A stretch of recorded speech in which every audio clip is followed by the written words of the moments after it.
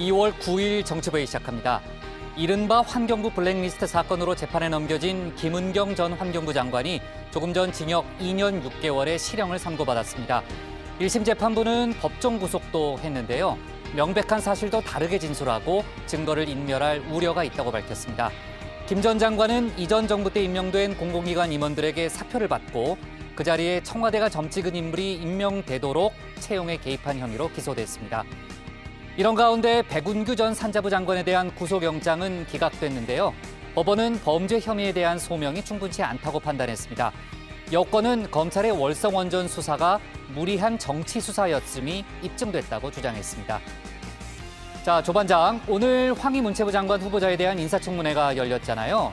월 생활비가 60만 원이어서 비현실적이다. 이런 논란은 어떻게 해명했나요?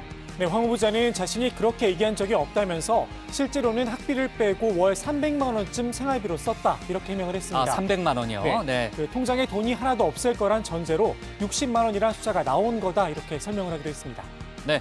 자, 신 반장, 코로나 상황을 고려해서 문 대통령이 이번 설 연휴에 청와대에 머문다는 거죠? 네, 문 대통령이 보통 명절 때면 사저가 있는 양산을 찾곤 했는데요. 그렇죠. 네, 강민석 네. 청와대 대변인이 조금 전에 밝힌 내용입니다. 문 네. 대통령은 방역 당국의 고향 방문 자제 지침에 따라서 설 당일 가족 모임 없이 청와대 관저에 머문다고 합니다. 연휴 첫날인 목요일에는 국민들과의 소통에 나설 예정입니다. 네, 좋습니다. 오늘 준비한 소식 많습니다. 들어가서 본격적으로 정치부회의 문을 열겠습니다.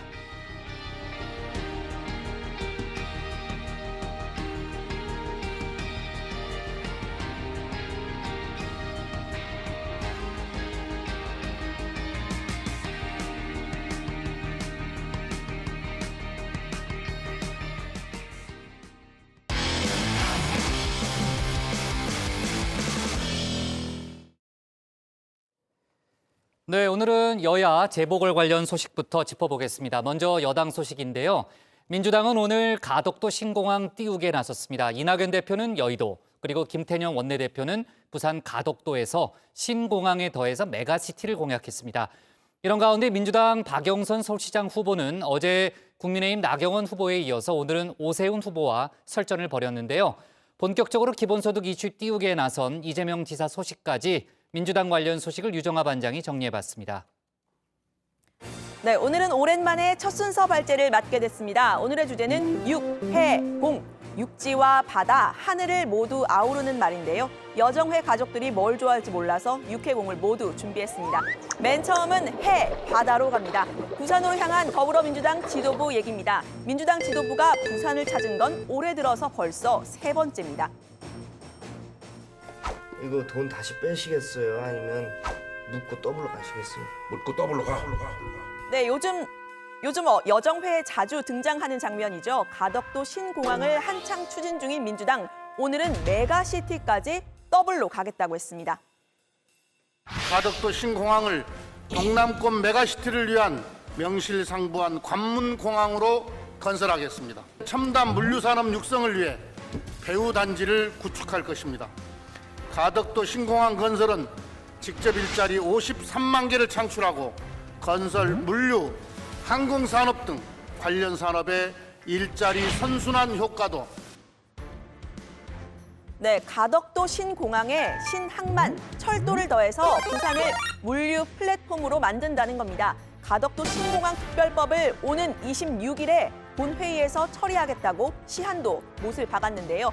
국민의힘 김종인 비대위원장이 이미 공개적으로 찬성 입장을 밝힌 만큼 다시는 되돌릴 수 없도록 확정을 짓겠다고 했습니다.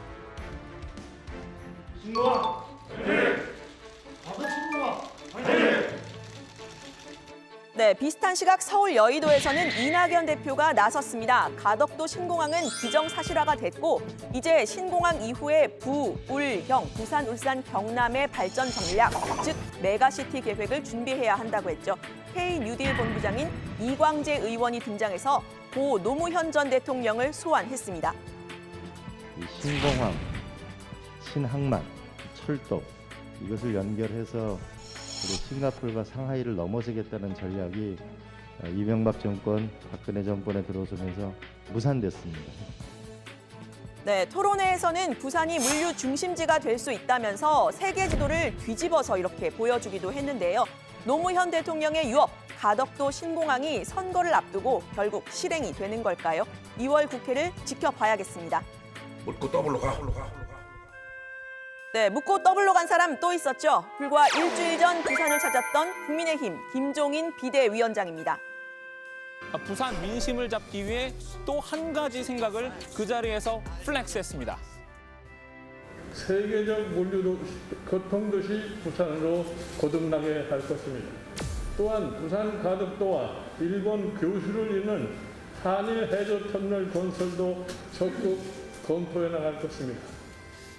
네, 김 비대위원장의 갑작스런 플렉스. 국민의힘 후보들은 반겼지만 민주당 후보들은 비판을 했었죠. 특히 민주당에서는 우리보다는 일본에 더 이익이라면서 친일 의제라는 주장까지 나왔었습니다. 오늘자 엠브레인 퍼블릭 여론조사에서는 이 한일 해저 터널에 관련한 부산 시민들의 찬반이 엇갈렸습니다. 반대 의견이 46.5%로 찬성보다 조금 더 높았는데요. 반면 가덕도 신공항에 대해서는 응답자의 70.1%가 찬성해서 반대보다 3배 이상 많았습니다. 반면 부산시장 후보 적합도를 묻는 질문에서는 국민의힘 박형준 후보가 32.5%로 2위인 김영춘 후보를 오차범위 밖에서 앞질렀습니다. 국민의힘 이현주, 민주당 변성환 후보가 길을 이었는데요. 여야 모두 관심은 부산이 디비지는지 안 디비지는지입니다. 살펴보도록 하고요. 오늘의 주제 아까 육해공이라고 말씀을 드렸었죠. 이번에는 공, 하늘로 더 멀리 우주로 한번 떠나보겠습니다. 민주당 박영선 후보와 국민의힘 나경원 후보의 설전 어제 전해드렸었죠. 신혼부부에게 1억 1,700만 원을 지원하는 나 후보의 공약 논란에 달나라가 나왔습니다. 시에서 돈을 준다고 해서 결혼하고 시에서 돈을 준다고 해서 출산한다고는 생각하지 않습니다. 그런데 그 행복의 가치 개념이 거기서 빠져 있다라고 보고요. 박영선 후보님, 달나라 시장이 되시려고 합니까? 어떻게 시민들을 행복하게 즐겁게 해드릴 것입니까? 그 하우투에서 과연 주거 안정을 뺄 수 있습니까? 네, 여기에 가세한 민주당 우상호 후보 조금 더 멀리 갔습니다. 박영선 후보가 달나라 후보라면 나경원 후보는 안드로메다 후보인가라고 한 겁니다. 나 후보의 공약은 일관된 원칙이 없는 선거용, 선심성 공약이라고 비판했습니다. 개인에게 돈을 던져주고 알아서 아이를 키우라는 정책은 이미 실패를 했다면서 돌봄과 육아를 정부가 책임지는 시스템이 구축돼야 한다고 했습니다. 사이좋은 경선을 공언한 우 후보 제대로 도와주기에 나섰네요. 네, 박영선 대 나경원 후보가 1라운드였다면 2라운드는 박영선 대 오세훈 후보인 듯합니다. 박 후보의 공약, 일주일에 4.5일만 일하는 주 4.5일제를 놓고 맞붙었습니다. 제가 만약에 서울시장이 된다면 주 4.5일제 이것을 좀 확립시키고 싶습니다. 이것을 통해서 서울시 대전환, 그러니까 아날로그 시대에서 디지털 시대로 넘어가는 새로운 어떤 프레임을 만들어보고 싶습니다. 네, 이렇게만 된다면 우리 여정의 반장들도 주 5일 중에서 하루씩은 좀 돌아가면서 또 쓸 수 있을 것 같은데 말이죠. 아무튼 이에 대해서 국민의힘 오세훈 후보는 문재인 정권의 최악의 청년 실업률에 대해서 먼저 사과를 해야 한다라면서 청년을 2번 울리는 공약이라고 비판을 했습니다. 또 디테일한 계획이 없다면서 천진난만한 현실인식이다라고 비판을 했습니다. 앞서 또 다른 후보는 아예 주 4일제를 제시하기도 했는데요. 주 4일제를 도입해 추가 일자리를 창출하는 기업에 전폭적인 지원을 해드리도록 하겠습니다. 맞춤형 컨설팅과 조직 문화 개선 사업을 지원해드리도록 하겠습니다. 네, 조 후보와 토론한 우상호 후보는 취지에는 동의하지만 주 5일제와 52시간 도입에도 경론이 많았고 또 애로사항도 많았다라면서 유보적인 입장을 보였습니다. 네, 다음은 다시 육해공에서 육땅으로 갑니다. 네, 신라시대로 돌아가서 신분제가 있다면 본인은 땅에 가장 가까운 하층 계급 향소부곡에 속한다고 말한 사람이 있습니다. 바로 이재명 경기지사인데요. 앞서 지난달 민주당 당원 게시판에서 이 지사를 출당시켜야 한다라는 논란이 제기됐던 부분을 의식한 걸로 보입니다. 이 지사는 문 대통령 지지자들도 나를 지지한다라면서 16년간 계속 민주당원인 내가 탈당을 왜 하나 극히 소수의 소망사항이라고 일축했습니다. 이 지사 차기 대선 후보 지지율은 1위를 달리고 있죠. 1위 주자의 여유를 보였습니다. 저 안 섭섭합니다. 섭섭할 사람은 2등 하시는 분들이죠. 제3후보는 저를 제끼려는 게 아니고 1차적으로는 2등 후보를 제껴야 되잖아요. 그분이 더 섭섭할 것 같고 제3후보로 누가 가장 경쟁력이 있냐 조사는 제가 이때까지 여론조사로 본 일이 없습니다. 네, 2등 주자 실명을 거론하진 않았지만 여론조사상으로 2위를 기록하고 있는 이낙연 대표를 겨냥한 것으로 보입니다. 보편 재난지원금으로 여권 내 이슈를 선점한 이 지사. 오늘은 한 걸음 더 나아가서 교황도 찬성한 기본소득에 대한 세부 논의에 들어가야 한다고 다시 주장을 했는데요. 정말 거침없는 행보입니다. 6해공을 두루 다뤄본 오늘 발제 이렇게 정리합니다. 박영선 주 4.5일제 공약에 오세훈 천진난만. 이재명 내 위치는 향소 부곡 출신. 네, 류 반장이 오늘 민주당 관련 소식을 정말 통째로 정리를 했네요. 야권 재보궐 관련 소식은 바로 뒤에 박준우 반장이 이어서 준비를 했고요. 아까 중간에 이제 부산 사투리 아주 정말 찰지게 하네요. 그렇죠? 네. 아 정말 근데 주 4일이나 4.5일째 되면은 반장들만 돌아가면서 쉰다는 거예요? 아까 잠깐 그래픽 보니까 그 얘기예요? 네, 아무래도 국장 자리를 좀 지키셔야 하지 않을까. 그래요? 네. 아 알았어요. 네, 좋습니다. 자 그렇고요. 오늘 지금 이제 여야 모두 이제 단일화가 이번 재보궐의 이슈 중에 하나잖아요. 그 중에서 이제 여권의 단일화 파트너라고 할 수 있는 민주당의 파트너라고 할 수 있는 열린민주당 같은 경우에는요. 오늘 김진애 의원을 서울시장 후보로 최종 확정을 한 거죠. 네, 그렇습니다. 열린민주당 당내 경선에서 김진애 의원이 후보로 결정이 됐는데요. 온라인 투표 총 투표수 5,518명 중 가운데 66.4% 3,660표를 얻어서 정봉주 전 의원을 제쳤습니다. 정 전 의원은 33.6%였고요. 김 후보는 후보 확정이 되자마자 더불어민주당의 단일화를 제안했습니다.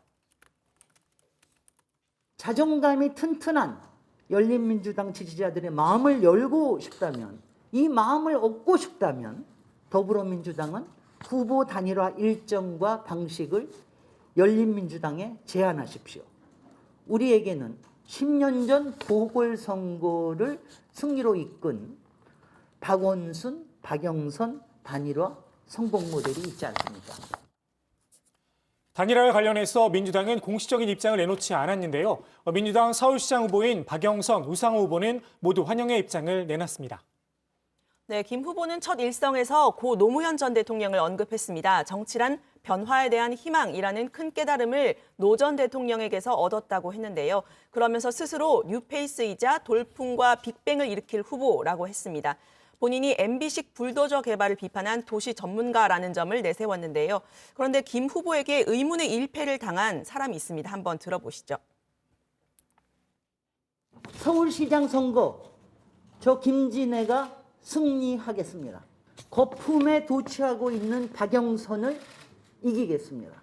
안철수, 신기루를 깨끗이 걷어내겠습니다. 특혜 인생 나경원이 자기 마음껏 서울을 망치지 못하게 하겠습니다. 네, 국장 혹시 누군지 아시겠어요? 뭐가요? 누구? 의문의 일패를 당한 사람, 김진애 후보에게. 조금 전에 잠깐만 박영선, 우상호가 이제 박영선, 안철수, 나경원 이렇게 얘기한 거 아니에요? 의문의 일패를 당한 사람이 있어요? 네, 누구? 오세훈 후보인데요. 왜요? 김 후보가 주요 이제 서울시장 후보들을 모두 실명을 거론하면서 이제 이야기를 했는데. 오세훈 후보만 뺐다는 얘기군요. 네, 오세훈 후보만 빠졌습니다. 물론 우 후보 얘기도 빠졌는데요. 우 후보는 김 후보와 이미 단일화를 공식 약속한 상태이기 때문에 좀 빠진 것 같습니다. 네, 그리고 또 김진애 의원이 후보로 결정되면서 역으로 1패가 아니라 1승을 거둘 수도 있는 인물이 있습니다. 국장 아시겠어요? 자꾸 오늘 왜 자꾸 오늘 저한테 질문을 해요? 저도 지금 챙길 게 많은데. 누구 얘기하는 거예요? 대답을 하면 김의겸 전 청와대 대변인. 그것도 짐작은 되네요. 그렇죠. 네. 그러니까 대충 이제 흐름이 이해가 되시죠. 그렇죠. 네, 김의겸 전 대변인이 지난 총선에서 열린민주당 비례순번 4번을 받았었는데 3번까지만 당선이 됐었죠. 그렇죠. 김진애 후보입니다. 이 김진애 후보가 완주를 하면 김 전 대변인이 의원직을 승계하게 될지가 관심인 겁니다. 그런데 김진애 후보가 단일화 모델로 10년 전 박원순, 박영선 단일화를 제시했었잖아요. 그렇죠. 이 당시에 두 사람의 경선이 본선거를 한 50여일 앞두고 실시가 되면서 경선에서 탈락한 박영선 당시 의원이 의원직을 유지할 수가 있었습니다. 이 때문에 김진애 후보에게는 완주 의지가 없는 거 아니냐 이런 분석도 나옵니다. 네, 김의겸 전 청와대 대변인이 아주 네. 뭐 이번 일을 또 상당히 유심히 좀 보고 있겠네요. 네. 네. 자, 그리고요. 아까 이제 류 반장이 소개했지만 민주당 김태년 원내대표가 오늘 부산을 찾아서요. 가덕도 신공항 특별법을 26일에 하겠다고 아예 그냥 못을 박았잖아요. 전에 이제 박 반장도 얘기했지만은 국민의힘 김종인 비대위원장도 지금 이제 찬성한 상황인데 근데 야당에서는 조금 또 결이 다른 얘기가 나왔다면서요. 네, 그렇습니다. 그 국토교통위에서 가덕도 신공항 관련 공청회가 열린 건데요. TK 대구 경북 지원 지역 의원들을 중심으로 강한 반발이 쏟아졌습니다. 미친 의사결정이라는 말까지 나왔는데 한번 들어보시죠.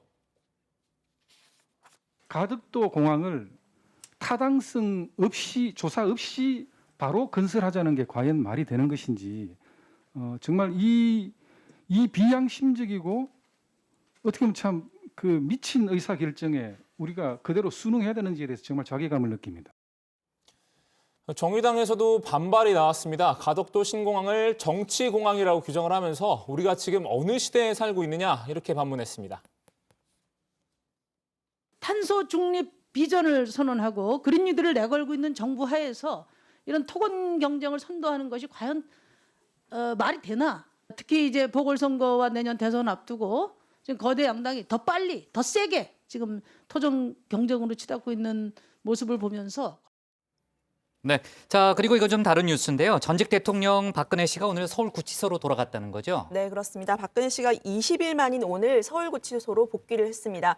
박 씨는 코로나19 확진자와 밀접 접촉을 해서 지난달 20일부터 서울 서초구에 있는 서울 성모병원에 입원을 해 있었는데요. 2주간 격리를 한 후에 최종 음성 판정을 받았지만 격리 기간에 지병 등을 치료받고 오늘 돌아갔습니다. 박 씨는 흰 가운을 입고 휠체어에 타고 또 법무부 호송 차량으로 이동을 하는 모습이 포착이 됐는데요. 머리를 집게핀으로 크게 집어서 묶고 또 마스크를 쓴 모습이었습니다. 상당히 오랜만에 포착이 됐네요. 네, 그렇습니다. 박 씨의 소제품도 포착이 됐는데요. 마스크와 또 여러 권의 책, 특히 스페인어와 영어 사전으로 추정되는 책들이 눈에 좀 띄었습니다. 이명박 씨는 아직 서울대병원에 입원한 상태인데 퇴원 날짜는 미정입니다. 네. 자, 그리고요. 아까 이제 이재명 경기지사를 둘러싼 여러 가지 이제 뭐 얘기를 좀 했는데 오늘 또 기본소득을 논의 테이블에 올렸죠? 네, 그렇습니다. 페이스북에 이 시대의 새로운 가치로 교황도 제안한 기본소득이라는 제목의 글을 올렸습니다. 그러면서 마크 저커버그 페이스북 최고 경영자와 일론 머스크 테슬라 최고 경영자의 기본소득 발언을 제시했습니다. 이 지사는 지난 7일에도 기본소득에 비판적인 정세균 총리와 이낙연 대표를 직격했었는데요. 정치적 억지나 폄훼가 아닌 상식과 합리성에 기초한 건설적 논쟁을 기대한다. 이렇게 썼습니다. 네. 이 지사에 대한 비판이 정치권에서 일부 나왔죠? 네, 그렇습니다. 우선 국민의힘 유승민 전 의원입니다. 유 전 의원은 페이스북에 이재명 지사는 기본소득 구상을 접고 K복지 구상을 내실 있게 설계하는 데 동참하라 이렇게 얘기를 한 건데요. K복지는 코로나 이후 K자 형태로 양극화된 한국 상황에 맞는 그런 복지 개념입니다.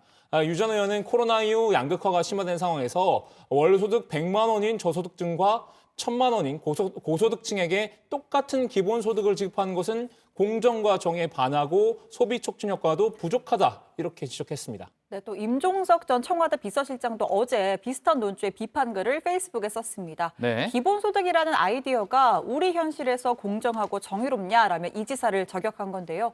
자, 임 전 비서실장은 2016년 스위스에서 기본소득 지급안 국민투표가 부결된 사례를 들었습니다. 이 지사가 제시한 월 50만 원의 기본소득을 지급하려면 약 317조 원의 예산이 필요한데 어마어마한 증세가 필요하다는 겁니다. 이와 관련해서 이낙연 대표가 한 말, 알래스카 외에는 하는 곳이 없고 기존 복지제도의 대체제가 될 수 없다라는 표현이 틀린 말도 아니다라고 했습니다. 네.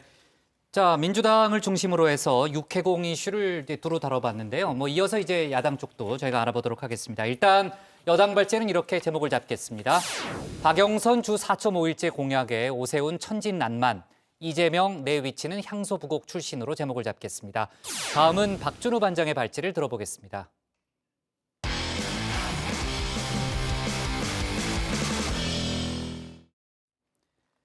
국민의힘 서울시장 예비 후보들 간의 상호 견제 수위가 점점 더 높아지고 있습니다. 그러다가도 여당 후보나 또 국민의당 안철수 대표 등을 향해서는 같은 목소리를 내기도 하죠. 이런 가운데 부산시장 경선에서도 후보 간 단일화가 변수로 떠올랐습니다. 박준호 반장이 야권 관련 소식을 정리해봤습니다. 한국의 엘비스 프레슬리, 여러분 영원한 오빠 남친 저 푸른 초원 위에 그림 같은 집을 짓고 사랑하는 우리님과 한백년 살고 싶고.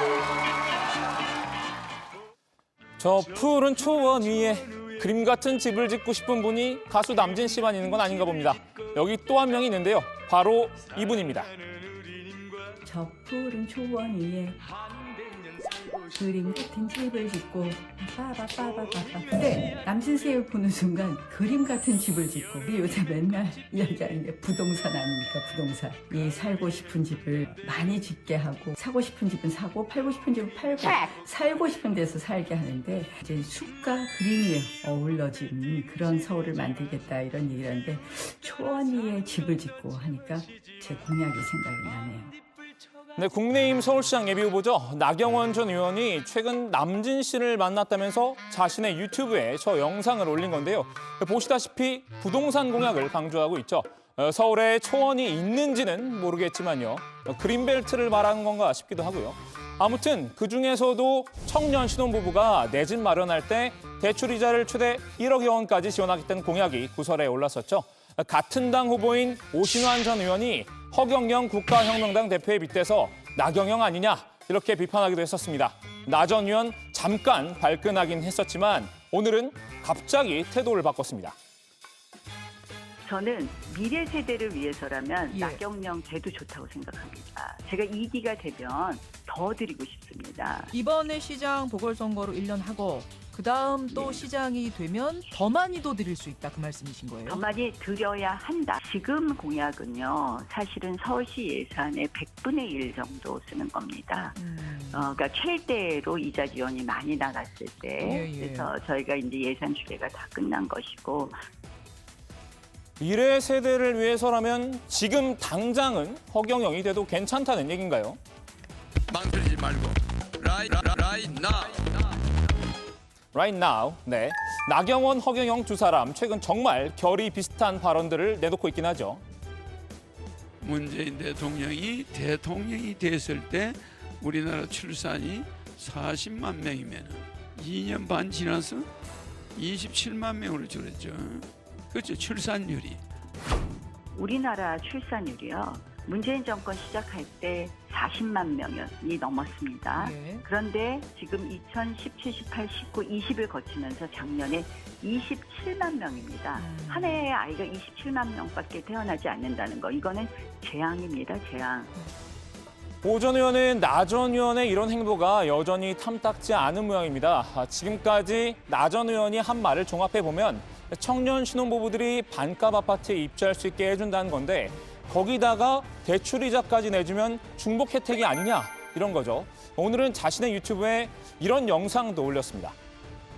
황당하다. 이거는 저는 보수가 신뢰를 다시 얻기 위해서는 컨텐츠의 혁신이 필요한데 이게 강경 보수와 포퓰리즘을 왔다 갔다 하다가는 결국에는 우리 국민의힘에 답이 없다. 이렇게 날을 세우던 오신환 전 의원, 반면 오세훈, 나경원 신경전에서는 중재자로 나섰습니다. 두 사람 간 10년 휴식 논쟁과 관련해서 입장을 내놓은 건데요. 나경원 후보가 또 이제 오세훈 후보를 향해서 10년간 신분보다는 잘하지 않을까? 네. 이런 얘기도 하셨습니다. 네. 어떻게 들으셨습니까, 이 얘기는? 그 아마도 오세훈 후보가 이제 인턴 시장이라는 말을 해서 나 후보가 발끈하신 것 같은데요. 나경원 후보께서 말씀하신 대로 싸울 때 싸우더라도 품위를 지켜가면서 싸웠으면 좋겠다라고 말씀하셨는데 저도 네네. 동의하는 바입니다. 예. 오 전 시장이 먼저 나 전 의원을 겨냥해서 인턴 시장이라고 말했으니 나 전 의원이 서운했을 법하다 이런 뜻입니다. 오신환 전 의원 정말 사안에 따라서 냉탕 온탕을 왔다 갔다 하는 것 같습니다. 우쭈쭈. 이 두 사람 오늘도 물러났던 시장이라는 둥, 총선 패배에 책임이 있다는 둥 또다시 설전을 벌였는데요. 그렇다고 매번 다투기만 한 것도 아닙니다. 필요할 때는 팀플레이를 펼치기도 하는데요.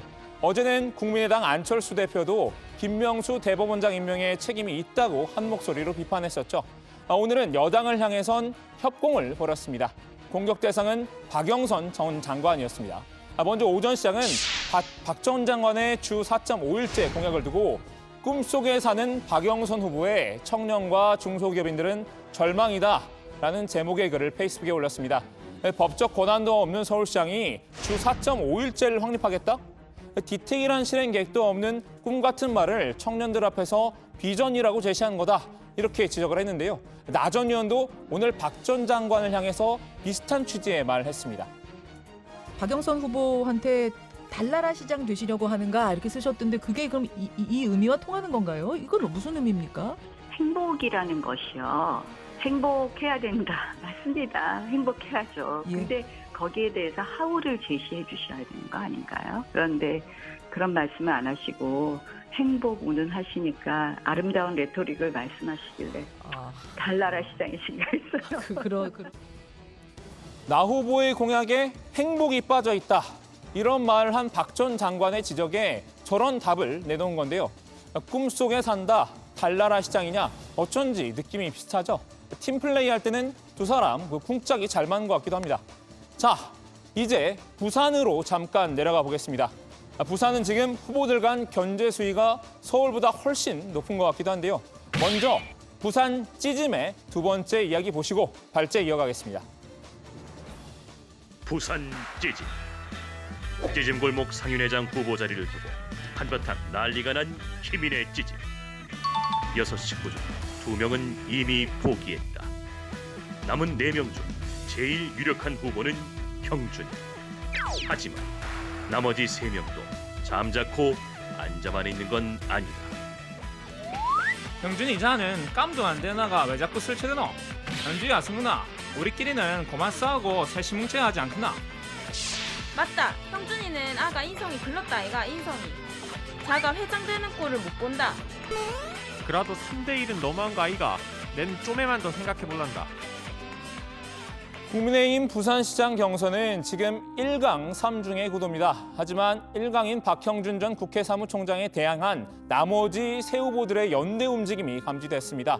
박민식 전 의원이 어제 박성훈, 이현주 두 예비후보에게 단일화를 제안한 겁니다. 같이 힘을 합쳐서 박 전 사무총장을 몰아내자 이런 식인데요. 박 전 의원은 박 전 사무총장을 향해 중도 보수의 몰락에 책임 있는 사람이라고 쏘아붙였습니다. 더 강한 발언도 쏟아내는데요. 당을 이렇게 망가뜨린 패장, 당에 치명적인 해악을 끼치는 안일함의 결정판이라고도 했습니다. 일단 단일화 제안에 이현주 전 의원은 3인 회동을 전격 제의한다. 이렇게 반색했지만요. 박성훈 전 경제부시장은 고려해본 적 없다고 선을 그었습니다. 단일화 가능성은 미지수이긴 하지만 만일 단일화가 이뤄진다면 경선판이 요동칠 수도 있는 상황입니다. 야권의 재보궐선거는 서울이나 부산이나 결국 단일화가 변수로 떠오르는 셈이죠. 못다한 얘기들은 들어가서 더 나눠보겠습니다. 오늘 야당 발제 이렇게 정리합니다. 국민의힘 후보들 상호 견제 속 여당 협공, 부산 경선 3자 단일화 변수. 네, 국민의힘으로서는 딜레마 상황일 수도 있고 고민거리일 수도 있는데 흥행을 위해서는 경쟁이 필요하죠. 그런데 이제 경쟁이 지나치게 과열되게 되면 이제 후보 간 서로 이제 비방전이 가열되기 때문에 또 공멸할 수 있는 또 그런 상황 아니겠습니까? 그렇기 때문에 지금 이제 약간 달아오르는 그런 분위기를 이제 당 지도부가 상당히 이제 면밀하게 이제 보고 있다 그런 얘기 좀 들리는데. 자, 그렇고요. 아까 이제 저 푸른 초원이 노래 불러가지고 깜짝 놀랐어요. 예전에 최종혁 전 반장의 악몽이 그때 춤췄던. 왜요? 저 몰라. 트와이스 춤춘 거 몰라요? 그거 알죠? 네, 아니 저는 이제 박 반장이 아까 춤추려는 줄 알고 깜짝 놀랐죠. 그래도 최 반장보다는 노래를 좀 잘 부르지 않을까 싶습니다. 신 반장도 예전에 노래 좀 부르고 그랬어요. 발제 때. 저는 심각했죠. 네, 음은 좀 안 맞았어요. 네. 자, 그렇고요. 이제 부산시장 경선 얘기부터 해보겠습니다. 박민식 전 의원이 제안을 한 거죠. 그러니까 셋이 힘을 합쳐서 이제 박형준 전 국회 사무총장과 한번 맞대결을 펼치자 이런 제안으로 일단 보이는데요. 박형준 전 총장의 입장이 궁금하네요. 신반장. 그러니까 1강 뭐 3중 구도 중에 3중이 네. 반 박형준 연합전선을 뭐 구축하려는 시도인 건데요. 이에 대해서 박형준 전 사무총장은 개의치 않는다라는 입장입니다. 4명의 후보가 깨끗하고 아름다운 경선을 하기로 했고 그 과정 자체가 후보를 단일화하는 과정이라 생각한다라고 했는데요. 다른 후보들이 합종 연행하는 문제는 그분들의 자유 영역이어서 크게 언급할 것은 아니다라고 비교적 여유롭게 응수했습니다. 또 중요한 것은 후보들이 일탈하지 않고 궁극적으로 하나가 되는 경선이 되어야 한다는 원칙이라고 강조하기도 했습니다. 네, 박 전 사무총장은 본경선 진출에 실패한 이진복, 전성아 두 후보의 지지를 이끌어낼 것이라고도 시사하기도 했는데요. 나머지 세 후보의 단일화 시도를 무력화할 박형준 연대를 구축을 하겠다는 그런 의미입니다. 실제로 오늘 본경선 탈락자인 전성아 LF에너지 대표가 보도자료를 내고 박형준 후보의 통합 캠프에 참여하고 앞으로 박 후보의 외연 확장에 힘을 보태기로 했다. 이렇게 밝히기도 했습니다. 2030 청년 외연 확대와 당의 승리에 힘이 되겠다는 약속을 지키기 위한 것 이렇게 설명을 했는데요. 반면 또 다른 본경선 탈락자인 이진복 전 의원 측은 본경선 진출자 지원 의사는 전혀 없다고 일축을 했습니다. 네, 그러니까 뭐 같은 사안은 아닌데 이제 갑자기 생각이 났는데 그러니까 조 반장이나 박 반장처럼 이른바 비복파들이 서로 연대해가지고 저한테 이제 대항하는 반기를 드는 그런 사례가 이제 갑자기 떠오르네요. 아니, 같은 건 아니에요. 오해를 네. 하시는데 저는 항상 이게 충복파지 제가 절대 뭐 비복 이런 거 아닙니다. 그래서 그러니까, 박 반장이 알아야 되는 게 있는 게 이제 조 반장이 비복파 한다고 해서 진짜 비복파인 줄 알면 안 된다는 거. 그러니까 말이에요. 아니, 네. 저 들었는데 지난주 휴가 갔을 때 매일 그 국장한테 아침에 문안 인사 드렸다면서요. 이거 간밤에 평안 카톡이 하셨습니까? 얼마나 많이 왔는지 몰라요. 근데 이모티콘은 좀 그만 좀 보내요. 세배 돈을 받아야 되니까 세배 가려고 약속 시간을 좀 잡으려고 했는데 국장 네. 끝까지 답을 안 주셔가지고 네. 언제 갈까요, 국장? 알았습니다. 됐습니다. 아이고, 참, 네. 넘어갑시다. 나한테 좀 불리한 내용 같고요. 자, 서울시장 보궐선거 얘기로 돌아와서요. 조은희 서초구청장이 오늘 나경원 전 의원을 비판했다는데 어떤 이유 때문이에요? 네, 이게 조구청장은 나 전 의원이 그 진대재 전 정보통신부 장관을 1호 전문가 고문으로 영입한 점을 비판을 했습니다. 조 구청장은 자신의 페이스북에서 진 전 장관이 지난 2019년 박원순 전 시장의 고문단에 속했던 점을 언급했는데요. 두 사람은 나란히 해외 출장도 다녀왔다. 박 전 시장 요구가 없었다면 지금까지 박원순의 고문 진대재였다라고 주장을 했습니다. 또 진 전 장관이 2006년 열린우리당 경기지사 후보 시절에 최현희 당시 한나라당 의원의 성추행 사건에 대해서 사후 대처에 문제가 있었지만 그 순간만 봐서는 이해되는 부분이 있다. 이런 발언에 무리를 빚은 점도 지적을 했습니다.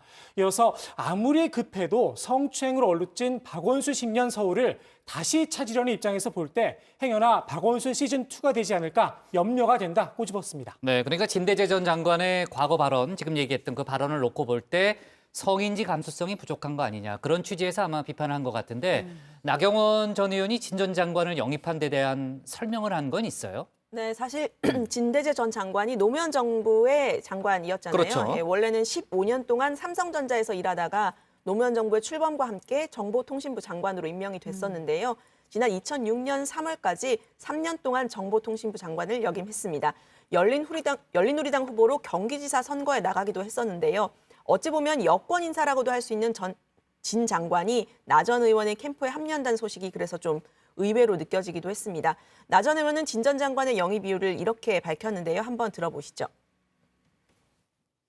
진대재 장관께서는 이번의 시대 정신은 나경원이라고 생각을 하신 거겠죠. 그리고 정말 함께 해서 이번 서울시장이란 자리가 아까 말씀드린 것처럼 정권 심판의 성격도 있고 위기의 서울시를 잘해야 된다는 것.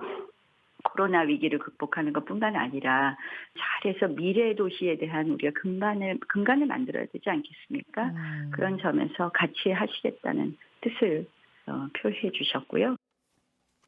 그렇게 박 반장, 오늘 오세훈 나경원 후보가요. 또 한 번 신경전이 있었다고 그랬는데 그 어떤 내용이에요? 네, 오늘 나 전 의원이 오 전 시장을 향해서 그 스스로 물러난 시장이 다시 표를 구한다는 건 명분이 없다. 이렇게 비판을 한 건데요. 오 전 시장이 어제 총선 참배 책임을 나 전 의원에게 돌리니까 그에 대해서 맞받아친 것으로 보입니다. 한번 들어보시죠.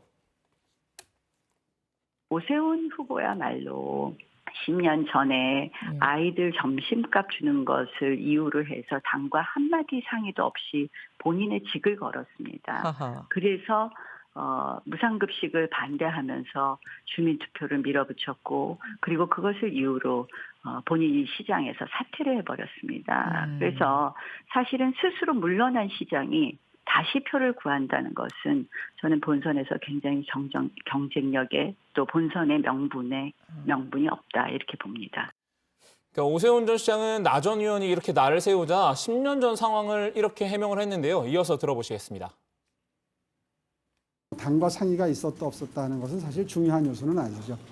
그때를 회고해 보면 당은 오히려 그 무상급식에 대해서 서울 시민들이 한 90만 정도가 서명을 해서 이루어진 주민투표에 대해서 조금도 도와주질 않았습니다. 아마 그 다음 해 이듬해에 있었던 그 대선이나 총선을 의식한 당의 고육책이라고 저는 이해하고 있었고요. 그래서 당의 입장과는 다를 수밖에 없는 사정이 있었다. 그러니까 당시 당의 태도에 서운함을 드러냈는데 이제 오히려 나 전 의원의 청년 신혼부부 내 집 마련 지원 공약을 비판하기도 했습니다. 나 전 의원이 토지 임대부 주택 공급을 하겠다는 공약을 했는데 이 현실성이 떨어진다는 거죠. 실물을 잘 모르기 때문에 그런 그 현실성 없는 공약이 나오는 겁니다. 실제로 최대치로 확보할 수 있는 그 주택 공급 수의 그 수가 가능한 서울시 소유 토지는 12,000가구에서 13,000가구 정도를 공급할 수 있는 서울시 소유 토지밖에 없다는 게 현실입니다. 자, 그렇다면 그 공약이 현실적으로 불가능한 거죠. 자, 그리고요. 제3지대 후보 단일화에 나선 국민의당 안철수 대표와 금태섭 전 의원 얘기도 좀 해보면요. 안 대표가 오늘 여당 후보를 이길 야권 후보는 나밖에 없다. 이렇게 강조를 했죠. 네, 안철수 대표가 연합뉴스와 인터뷰에서 이 여론조사 결과를 내세우면서 한 이야기입니다. 내가 민주당 후보를 이길 수 있는 유일한 야권 후보다라고 한 건데 12월 20일 출마 선언 후에 벌써 50일이나 흘렀는데 그때나 지금이나 여론조사 우위가 변함이 없다. 이렇게 경쟁력 우위를 내세운 겁니다. 국민의힘 김종인 비대위원장은 올해 초에 안 대표가 자신과 만나서 국민의힘 간판으로는 승리가 어렵기 때문에 입당할 수 없다라는 말을 했다라고 주장을 했었죠. 하지만 이에 대해서 안 대표는 나는 그런 말 한 적이 없다라고 부인했습니다. 새 인사를 하러 가서 다른 얘기를 조금 나누다가 입당 결심이 서면 연락하라고 하신 게 다였다. 거기에 대한 답변은 하지 않았다라고 밝혔습니다. 네, 금태섭 전 의원은 단일화 이후에 정치적 목표를 밝혔는데요. 진중권 전 교수 같은 합리적인 사람이 표를 던질 수 있는 세력, 나아가 정당을 만드는 것이라고 말을 했습니다. 지난해 조국 흑서 발간 같은 야당 역할을 한 진 전 교수나 김경률 회계사, 그 참여연대 출신이죠. 그런 사람들이 국민의힘을 지지하지는 않는다고 지적을 하면서 재보선 이후에 야권의 정계 개편 가능성이 있다고 말을 한 겁니다. 또 민주당의 당내 비판에 앞장섰던 과거에는 후회가 없다고도 했습니다. 오히려 내가 민주당에서 쫓겨나다시피 나온 지 1년 만에 시장으로 복귀를 하면 민주당 내에서 지금처럼 다른 의견을 억압하고 독주하면 안 된다라는 목소리가 터져 나올 것이라고 주장을 했습니다. 네, 뭐 선거니까 당연한 거지만 정말 곳곳에서 후보들 간의 신경전이 격화되고 있군요. 아, 그리고요, 박 반장. 그 민주당 우상호 후보하고요, 국민의힘 이현주 후보 간의 신경전이 벌어진 게 있죠. 네, 맞습니다. 그 이현주 전 의원이 그 어제 우상호 의원으로부터 철새 정치인이라고 비난을 받았었죠. 그렇죠. 네, 그리고 오늘 이 전 의원이 우 의원의 21년 전 술자리 논란을 끄집어내서 반격한 겁니다. 우 의원은 지난 2000년 5월 17일, 그러니까 5.18 전야제 때죠. 광주 옛 전남도청 자리 인근의 새천년 NHK 룸 가라오케라는 술집에서 86 정치인들과 함께 술을 마셨는데요. 임수경 전 의원이 이를 인터넷에 폭로하면서 논란이 벌어졌던 바 있습니다. 이 전 의원은 5.18 전야제에 운동권 정치인들이 단란주점에서 여성 접대부들을 불러서 광란의 술판을 벌인 사건이 있었다. 이렇게 했는데요. 그중 한 명이 성추행으로 생긴 보궐선거에 출마한다면서 나쁘끄러운 추태를 보인 우상호 씨가 출마한다는 것 자체가 국민 무시행위라고 맹비난했습니다. 우 의원은 21년 전 일은 당시 진솔하게 국민에게 사죄드렸고 당사자들에게도 여러 번 사과했다면서 제 인생에서 가장 후회하고 있는 일이다. 이렇게 설명했습니다. 네. 자, 오늘 야당 소식 상당히 많았네요. 뭐 여당 소식도 많았고요. 정말 선거가 임박한 그런 상황임에는 틀림없습니다. 자, 오늘 야당 발제 이렇게 정리하겠습니다. 국민의힘 후보 간 견제 수위 상승, 안철수 이기는 후보 강조로 제목을 잡겠습니다. 다음은 조익신 반장의 발제를 들어봅니다.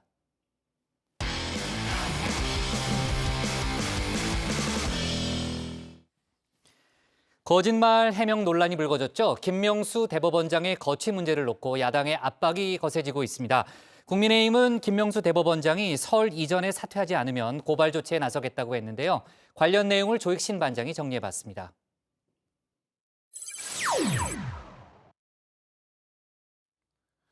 대법원 로비에 놓여진 정의의 여신상. 다른 나라의 여신상들과는 좀 다른 모습입니다.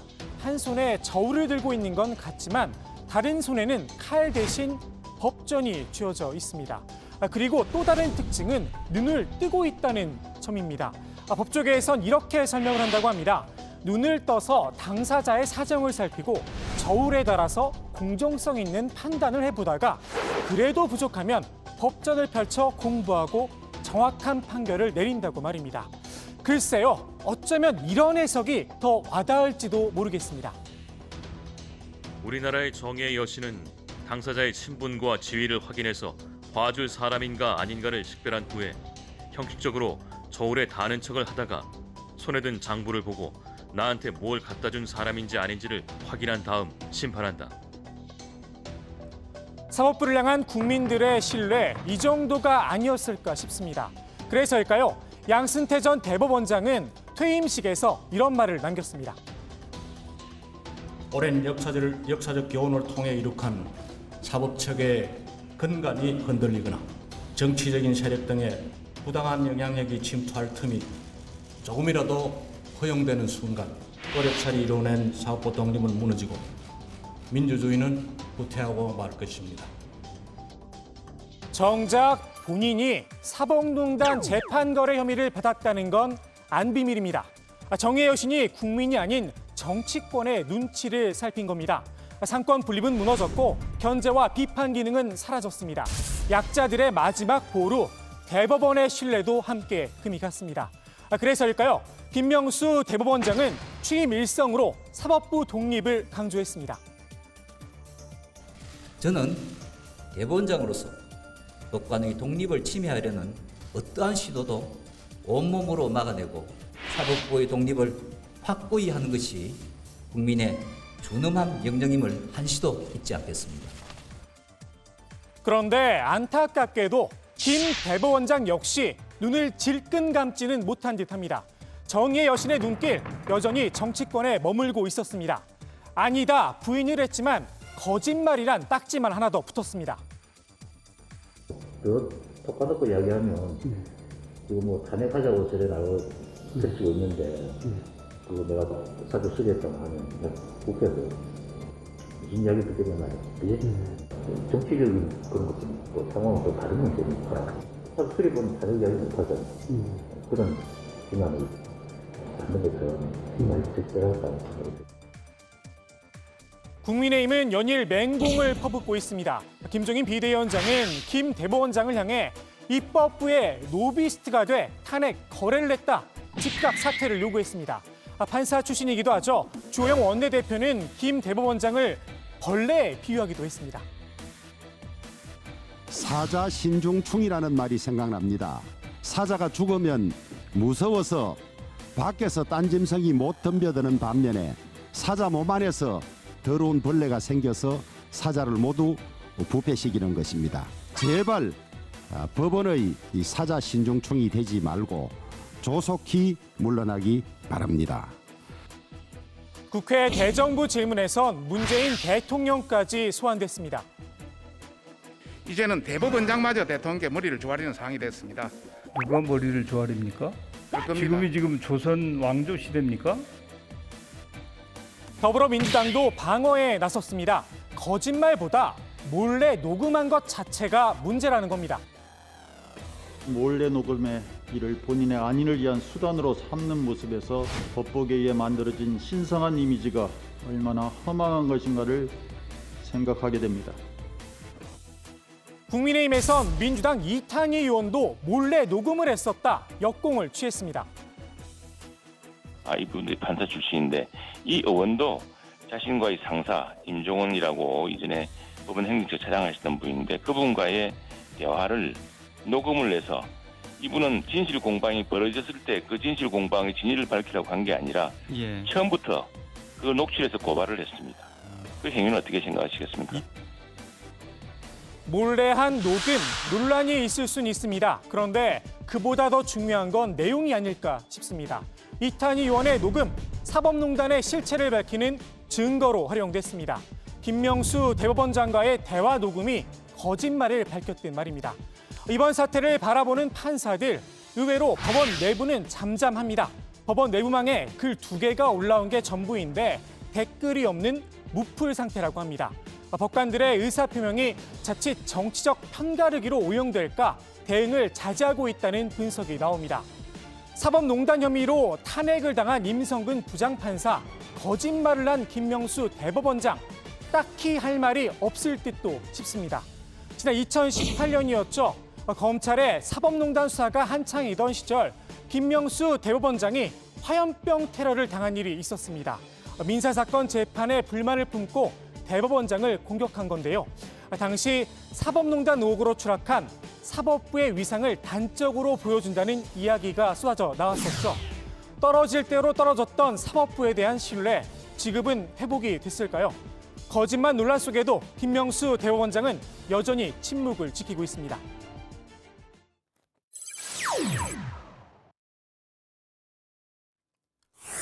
조선시대 대표적인 청백리로 꼽히죠.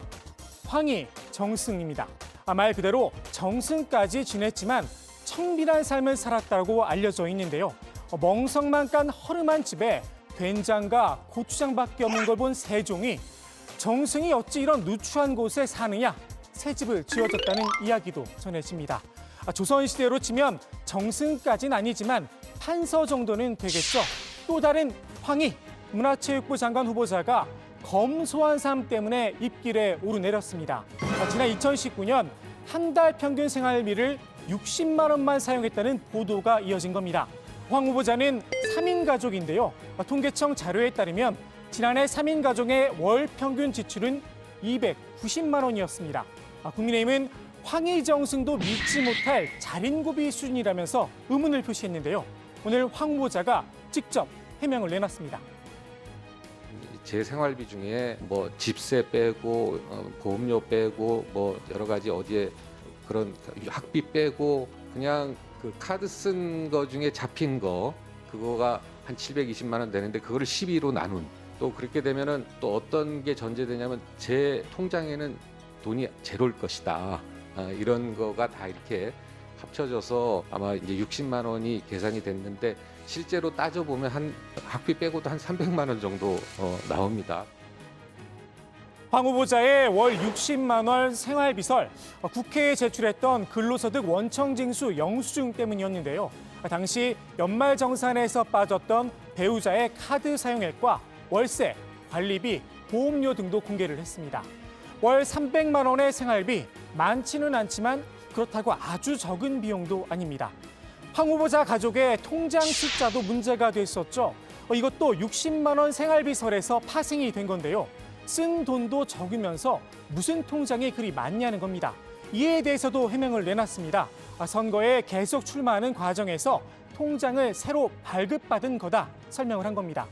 황 후보자가 잘못을 시인한 것도 있습니다. 국회에 병가를 내고 가족들과 스페인 여행을 다녀왔다는 의혹이 불거졌었죠. 부적절한 처사였다 고개를 숙였습니다. 원내에 이제 물어봤었죠. 이게 지금 나가도 되냐? 그랬더니 아마 추경 이게 여야 간의 합의가 어려우니까 갔다 오려면 빨리 갔다 오는 게 낫겠다. 그리고 그때 나간 뒤에 이제 본회의가 여야 합의돼서 잡혔고요. SNS에 이만저만해서 이런 사정으로 가족과 스페인에 이거 왔는데 정말 죄송합니다. 너무 부적절한 처신입니다. 이렇게 사과도 올리고 많은 지적도 받고 그랬습니다. 황 후보자의 박사 논문도 도마에 올랐습니다. 국민 혈세로 논문을 산 게 아니냐는 겁니다. 후보자의 대학원 박사 논문 과정 지도 교수시죠.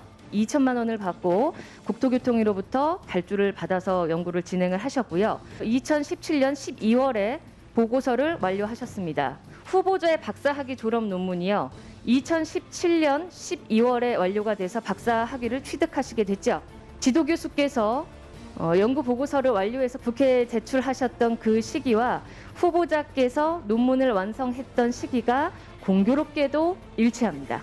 어떤 걸 차용한다거나 이야기가 비슷하거나 할 수 있는데요. 실제 논문의 본체라고 할 수 있는 메인 바디에 들어가서는 전혀 다른 결과이기 때문에요. 논문은 부족합니다만 감히 실제 그다음에 표절 이거를 보더라도 이렇게 한 25% 넘어야 되는데 5% 미만이 나오는데요. 논문은 졸작입니다. 그렇지만 실제 그 부분은 제가 쓴 거는 맞습니다. 각종 의혹 제기 속에도 황 후보자는 일할 기회를 달라 호소를 했는데요. 국민의힘은 사실상 부적격 결론을 내린 상황입니다. 청문 경과 보고서 채택 과정에서 또 한 차례 진통이 예상됩니다. 오늘 국회 발제 이렇게 정리합니다. 거짓말 논란, 김명수 침묵, 국민의힘 사자 몸속의 벌레. 네, 황희 문체부 장관 후보자의 인사청문회 소식을 조금 더 짚어보겠습니다. 이제 월 60만 원 생활비 논란은 이제 아까도 들어봤지만 본인이 이제 해명을 했죠. 자기가 직접 얘기한 게 아니고 뭔가 이제 와전이 된 것이다라고 얘기를 하면서 실제로는 월 300만 원 정도 사용을 한다는 점을 밝혔는데 해명하는 과정에서 조금 논란이 더 커진 측면도 있죠. 네, 그렇습니다. 뭐라고 해명을 했냐면 부인이 미장원에 가지 않고 머리를 스스로 잘랐다. 또 딸의 머리도 이제 엄마가 잘라줬다. 명절 때 고기라든가 선물 받은 음식으로 생활비를 줄였다. 이런 해명을 했었는데요. 황 후보자 입장에서는 생활비를 아껴 썼다. 이런 점을 강조하려 했던 것으로 보이는데 국장 말씀처럼 오히려 논란을 키운 측면이 좀 있습니다. 특히 명절 선물이 도마에 올랐는데요. 당장 김영란법이 소환이 됐습니다. 올해는 예외적으로 농축산물 그 상한이 20만 원이지만 원래는 10만 원까지거든요. 그렇죠. 예. 네. 국장 알고 계시면 될 것 같고요. 당연히 잘 알죠. 알았어요. 네, 명절 선물로 식비를 충당했다고 하니까 당장 김영란법을 위반해서 선물을 받은 게 아니냐 이런 의혹까지 제기가 됐습니다. 네, 이거 다시 한번 확인해 볼게요. 제가 반장들한테 주는 건 상관없다는 얘기예요? 김영란법에? 네. 조금 상관이 있지 않을까요? 저희가 드리는 건 좀 정말 문제가 있고요. 그러니까 제가 주는 건 전혀 상관없어요. 네, 국장 적으셔도 됩니다. 주시는 건 됐어요. 뭘 적어요, 그런 거. 자, 그리고요. 이제 황 후보자 자녀의 조기 유학 비용도 논란이 됐는데 그러니까 2011년부터 5년 동안 부인과 딸이 외국에 나가 있었잖아요. 근데 그때 체류 비용이 수입인 1억 4천만 원보다 많았다는 거죠. 네, 그 황 후보자는 딸의 유학 비용은 5년 동안 2억 5천만 원 정도였다고 밝혔는데요. 지난 2015년 배우자 명의의 서울 신림동 오피스텔을 팔아 얻은 3억 7,500만 원으로 해당 비용을 충당했다라고 해명을 했습니다. 문제는 그 시점인데 오피스텔을 매각한 건 유학 마지막 해입니다. 이게 2011년부터 2014년까지 손금액을 모두 예금으로 충당을 했거나 빌렸다는 이야기인데 추가 해명이 좀 필요하다는 지적이 나옵니다. 네, 자 다음 이야기로 넘어가 볼게요. 아까도 이제 오프닝 때 잠깐 얘기했지만은 백운규 전 산자부 장관에 대한 구속영장이 기각됐죠, 조 반장. 네, 그렇습니다. 앞서 검찰은 업무방해와 직권남용 혐의를 적용을 해서 백운규 전 장관에 대한 사전 구속영장을 신청했었는데요. 법원은 구속의 필요성과 상당성 부족을 이유로 그 영장을 기각을 했습니다.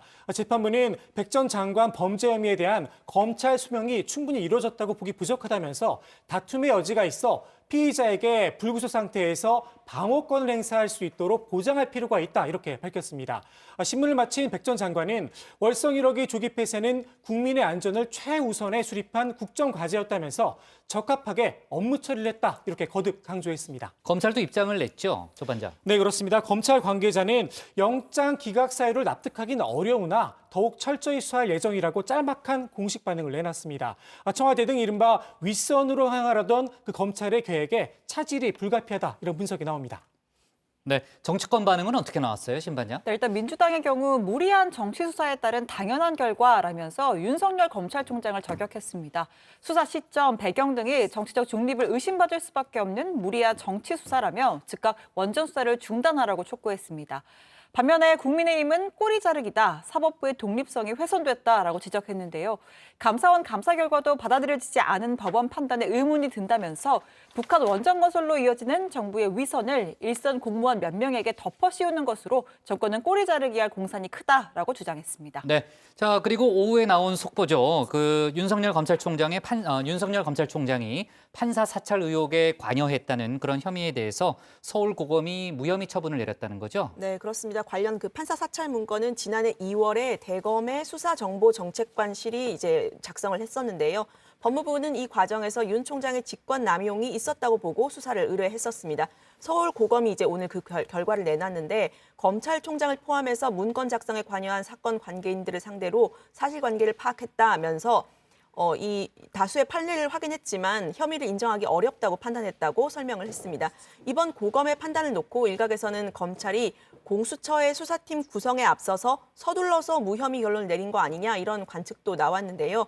윤 총장이 가족과 측근 관련 비리 의혹 등으로 공수처 수사 1호 대상이 될 수 있다는 그런 여권의 기류를 의식한 것 아니냐라는 얘기입니다. 네, 공수처 관련해서는 김진우 공수처장이 어제 이제 윤 총장에 이어서 조금 전에 박범계 법무장관을 만났다는 그런 속보도 들어와 있죠.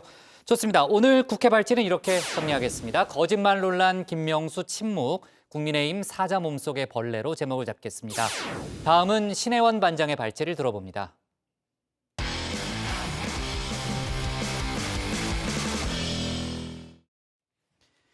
오늘 임기를 시작한 정의용 외교부 장관은 취임사에서 한반도 평화 프로세스는 선택이 아니라 반드시 가야 할 길이라고 강조했습니다. 1년 3개월 남은 문재인 정부 기간에 한반도 비핵화에 대한 성과를 내겠다는 의지를 재차 드러낸 건데요. 인수인계를 마무리하는 대로 직접 고위급 소통에 나서겠다고 했습니다. 외교안보 소식을 신혜원 반장이 정리해봤습니다. 존경하는 국민 여러분, 저는 오늘 문재인 대통령의 특사로서 평양을 방문하게 됩니다. 정무이영 청와대 국가안보실 실장을 비롯한 남조선 대통령의 특사대표단이 5일 평양에 도착했습니다. 트럼프 대통령은 문 대통령의 특사 정의용 실장과 만났습니다. 베일에 쌓여있던 김정은 위원장의 히든 카드가 공개되는 순간이었죠. President Trump appreciated the briefing and said he would meet Kim Jong-un by May to achieve permanent denuclearization. 네, 그가 돌아왔습니다. 문재인 정부의 초대 국가안보실장, 수석 대북특사, 북미회담 메이커, 화려한 수식어를 자랑하는 정의용 신임 외교부 장관입니다. 오늘 임기 시작에 맞춰 국립현충원을 참배했는데요. 한반도의 항구적인 평화를 정착시켜 이 땅에 다시는 참혹한 전쟁이 발생하지 않도록 하겠습니다. 라는 포부를 밝혔습니다. 막중한 책임감에 마음이 무거운 것도 사실입니다. 지금 우리 외교가 처한 상황은 어렵습니다.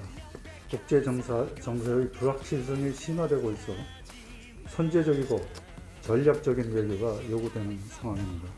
한반도 평화 프로세스는 선택이 아니라 반드시 가야만 하는 길입니다. 문재인 정부의 사실상 마지막 외교장관이 될 가능성이 크죠.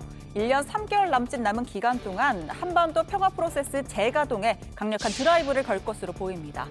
당장 새로 들어선 바이든 행정부와 한미동맹을 업그레이드하고 이를 바탕으로 북미 대화 재개를 꾀하는 것이 최우선 과제인데요. 바이든 행정부, 즉흥적인 이벤트를 즐겼던 트럼프에 비해 오히려 더 만만치 않는 상대란 평가입니다. 우리 외교의 근간인 한미동맹을 보다 건전하고 호혜적이며 포괄적으로 발전시켜 나가야 합니다. We have to review, and we intend to review the entire approach and policy toward North Korea, and it's a problem that has not gotten better. In fact, it's gotten worse. 북한도 마찬가지입니다. 미국을 향해 강대강, 선대선 원칙을 천명했습니다. 지난달 당대회에선 신형 전술 전략 무기를 잇따라 공개했고 그러면서도 실질적인 도발은 않는 아슬아슬한 줄타기 행보를 이어가고 있죠. 핵전쟁 억제력을 보다 강화하면서 최강의 군사력을 키우는 데 모든 것을 다해야 합니다. 또 중국과 일본도 등한시할 수가 없습니다. 바이든 행정부는 중국과의 대립각을 그대로 이어가는 모양새인데 특히 일본, 호주, 인도로 구성된 안보협의체 쿼드 정상회의를 추진하면서 한국도 동참해라 요구할 거란 관측이 나옵니다. 그 와중에 중국 시진핑 주석 방한이 확실시됐다는 소식도 전해졌고요. 선택지가 많지 않은 상황, 어떻게든 운신의 폭을 넓힐 수 있는 전략이 필요합니다. 일본도 마찬가지죠. 강제징용 배상 판결과 위안부 판결 등으로 꼬인 한일 관계, 과연 어떻게 풀어내야 할까요? 중국, 일본, 러시아, 아세안, EU 등 우리의 핵심 파트너들과도 한반도와 동북아의 평화와 번영을 이루기 위해 함께 노력해 나가야 합니다. 외교부 내에서는 이제 외교의 중심이 청와대에서 외교부로 돌아올 것이란 기대가 큽니다. 대통령이 신임하는 실세 오브 실세가 왔으니 이제 더 이상 외교부 패싱 소리는 안 듣지 않겠냐라는 겁니다. 한편으로는 워낙 대선배가 온 터라 긴장하는 분위기도 역력한데요. 정 장관은 46년생 외무고시 5회 출신입니다. 바로 및 2인자라고 할 수 있는 최종문 2차관, 외시 17회 출신. 그러니까 정 장관이 국장급에 있을 때 최 차관은 2등 서기관급. 그러니까 대략 국궁장과 저 정도 되는 차이랄까요? 저에게도 여러분들처럼 외교부 시절, 외교관의 마음가짐에 대해 말씀해 주신 선배가 계셨습니다. 냉전의 한가운데서 우리 외교를 진두지휘하고 한미동맹의 초석을 설계하신 고 박동진 장관께서는 외교관은 총없는 전사라는 말씀을 자주 하셨습니다. 전쟁에 뛰어든 장자의 버금가는 사명의식을 강조하고자 하신 것입니다. 네, 얘기 나온 김에 외교안보 소식 더 다뤄보겠습니다. 오늘은 이 시각 미국 룸, 여기는 워싱턴입니다. 자, 현지 시각 9일 미국 상원에서는 트럼프 전 대통령에 대한 본격적인 탄핵 심판이 시작됩니다. 아직 재임 중이던 지난달 6일 강성 지지자들의 의사당 난동 사태를 부추겨서 내란을 선동한 혐의입니다. 절차는 형사재판과 비슷한데요. 100명의 상원의원이 판사와 배심원 역할을 맡아 찬반표를 던지게 됩니다. The second impeachment trial of Donald J. Trump will commence. Only the fourth trial of a president or former president in American history. 트럼프 변호인 측은 전직 대통령에 대한 탄핵 심리는 위헌이다라는 주장을 이어갔습니다. 또 지난달 6일 연설은 수정헌법 1조상 표현의 자유 범위 내에 있기 때문에 탄핵 대상도 아니라는 입장입니다. 바이든 대통령은 이 사태를 관망하는 듯 보이는데요. We've got an offer to come and testify. He's decided not to.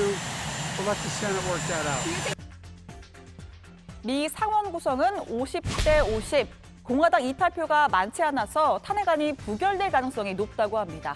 또 탄핵 심리가 본격적으로 시작이 되면 정권 초기 관심이 어쩔 수 없이 탄핵에 쏠릴 수밖에 없죠. 이러나 저러나 바이든 대통령에겐 크게 득될 게 없는 상황입니다. 한편 민심은 탄핵 쪽에 조금 더 무게가 기우는데요. 갤럽의 여론조사에선 트럼프의 유죄 판결에 찬성한다는 응답이 52%로 반대 45%보다 많았습니다. 자, 이번엔 동남아로 한번 가보겠습니다. 이 시각 미얀마룸입니다. 자, 미얀마룸. 네, 미얀마의 최고사령관 민 아웅 훌라잉이 쿠데타 후 첫 TV 연설을 가졌습니다. 우리는 과거 군정과는 다르다. 비상사태 후에는 반드시 선거를 실시하겠다면서 국민들을 달랬는데요. 다만 쿠데타를 벌인 건 정권의 선거 부정 때문이라며 쿠데타는 정당하다, 헌법에도 부합한다는 주장을 재확인했습니다. 바리도 디모크라시 시네마, 야냐다비 롤라데 유가브리하 디모크라시 시네 예시디다 카이마 예시이되 야라 전단에니 정말 비시비하로시 보시보치가 우리 2019년에 이 롤라비 야냐다데 바리도 디모크라시 유가브리고ပြန်ကျင်းပပြီး 아나야의 파리고 디모크라시 산이 산후면이နိုင်ငံတော် တာဝန်ကို လွှဲအပ်နိုင်ရေး ဆက်လက်ဆောင်ရွက်သွားရန်ဖြစ်ပါတယ်. 그러면서 군부는 계엄령을 선포하고 5인 이상은 모이지도 말라, 야간 통행 및 집회 금지령을 내렸습니다. 시민들은 아랑곳하지 않았습니다. 소인 네파도에선 공장 노동자와 간호사 그리고 승려가 주축이 된 거리 시위가 펼쳐졌습니다. 독실한 불국 국가인 미얀마에서 이 승려를 특별한 존재로 인식하고 있는데요. 시위대의 선두에 서서 군부 독재는 물러가라라는 구호를 외쳤습니다. 또 미얀마 최대 도시 양곤, 만델레이 상황도 다르지 않았습니다. 경찰이 물대포를 발사하면서 일부 시민들은 부상을 입었습니다. 오늘 청와대 발제 이렇게 정리합니다. 돌아온 정의용, 한반도 평화 프로세스 반드시 가야 할 길. 네, 오늘은 이 시각 미얀마룸까지 나왔네요. 정의용 신임 외교부 장관 임기가 오늘 시작이 됐습니다. 오늘 취임사를 했고요. 한반도 평화 프로세스는 선택이 아니다. 그러니까 우리의 의무고 반드시 가야 할 길이라고 강조를 했습니다. 그나저나 멈춰선 북미 협상에 좀 변화가 있을 수 있을까요, 소반장? 네, 그 역대 최고령으로 39대 장관에 오른 정 장관은 막중한 책임감에 마음이 무거운 것도 사실이다. 또 지금 우리 외교가 처한 상황은 어렵고 국제 정세의 불확실성이 심화되고 있어 선제적이고 전략적인 외교가 요구되는 시점이다. 이렇게 평가를 했는데요. 역으로 그런 점에서 문재인 대통령이 외교계 대원로인 정 장관을 다시 현업으로 데려온 측면이 있을 듯 싶습니다. 한미동맹을 우리 외교의 근간이라고 표현하면서 최우선 과제로 다루겠다. 이렇게 강조를 했습니다. 네, 정 장관은 조만간 카운터 파트너인 토니 블링컨 미 국무장관과 전화 회담을 통해서 의견 조율에 나설 방침인데요. 또 상반기 내에 직접 미국을 찾아서 북한 비핵화에 대한 협의를 나눌 것으로 보입니다.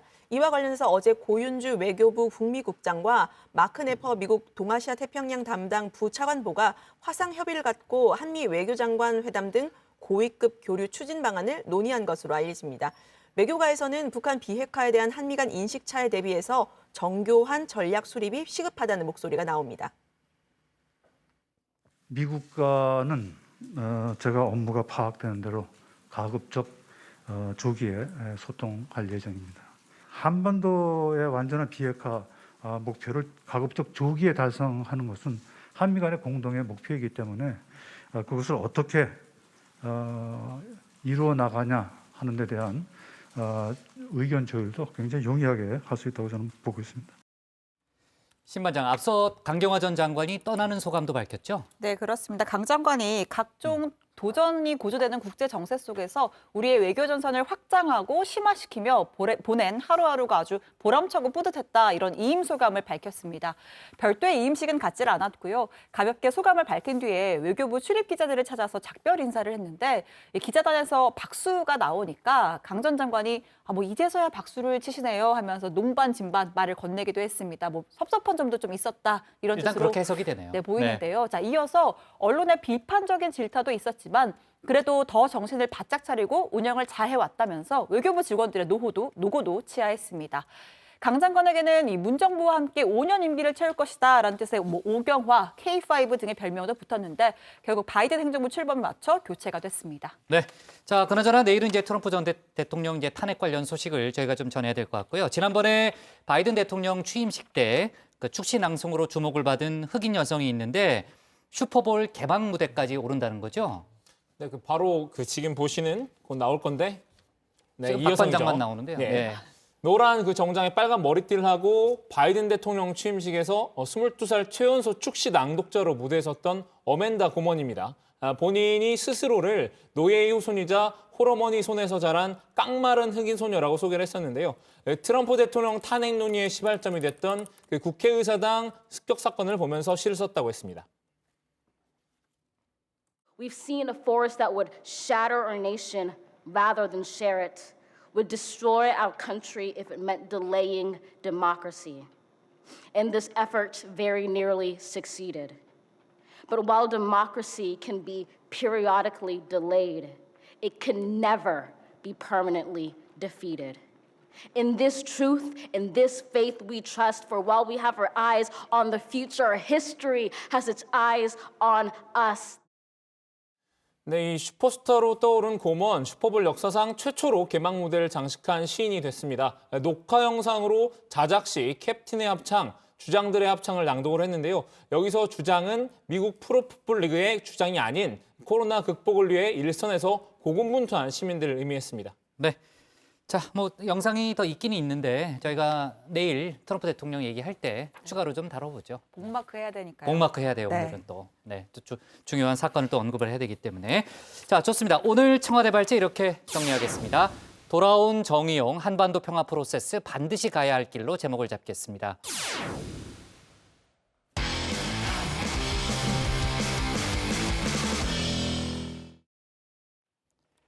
네, 오늘 저희가 밑줄 친 한 줄은요. 숨진 10살 욕조서 물고문 당했답니다.